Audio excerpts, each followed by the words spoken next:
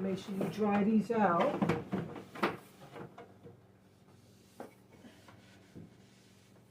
And this is a process you can skip. You don't have to dry things. You really don't.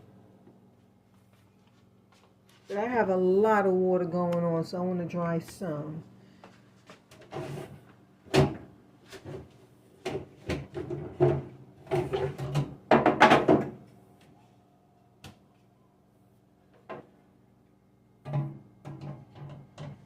And this is where you would normally put your cheese, your hot dog, your bacon, your luncheon meat like ham or turkey.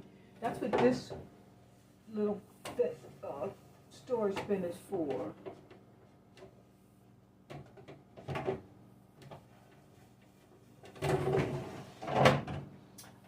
I really don't buy processed meats. I eat sandwiches every now and then, but